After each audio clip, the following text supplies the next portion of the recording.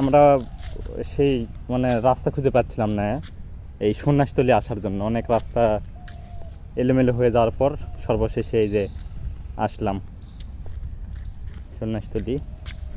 এটাই সেই সন্ন্যাসতলী, যেই সন্ন্যাসতলীর কথা আমি বলছিলাম।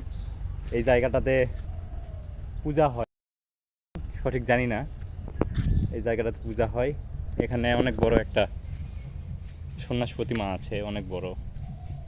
তো আমরা এই জায়গাটা আসলে এমন জায়গায় অবস্থান, বা মানে কি আর বলবো, যে চার সাইডে শুধু জঙ্গল, জমি জমা, কিন্তু এখানে সঠিকভাবে পৌঁছানোর মতো কোনো রাস্তা আমরা খুঁজে পাচ্ছিলাম না।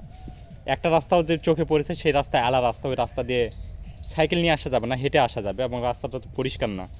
মানে অনেকেই যদি এই জায়গাটাতে আসতে চায় তো খুব ভেজালের মধ্যে পড়ে যাবে রাস্তা না থাকার জন্য। এই যে সেই জায়গা, আমরা সেই জায়গায় অবশেষে আসলাম। কিন্তু জায়গাটা একটু মানে মাঠের মাঝে হওয়ায় একটু ভয়ঙ্কর টাইপেরও হয় আর কি, যে চার সাইডে জঙ্গল আছে, যে আসলে কোথায় কি অবস্থা না অবস্থা, এইরকম একটা ভয় থেকে যায়। ওই যে অনেক বড় সন্ন্যাস প্রতিমা ভিতরে,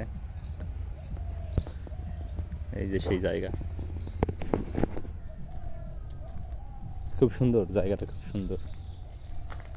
মানে এসে একটু সময় কাটানো, আর জায়গাটা যদি রক্ষণাবেক্ষণ থাকে, আর আসার রাস্তাটা যদি পরিষ্কার থাকে, তাহলে এখানে প্রায়শই কিছু ভক্তবিন্দু, কিছু দর্শনার্থী আসতে পারে এই রাস্তা, মানে এখানে দেখার জন্য। কারণ জায়গাটা তো খুব সুন্দর। আর এখানে এই একটা গাছ আছে, এই গাছটাকে করে এই জায়গাটা খুব সুন্দর। চারপাশটা ছায়া, ঠান্ডা, শীতল। এই যে সাপটা তো অরিজিনালের মতো মনে হচ্ছে হুট করে দেখ, তাই না?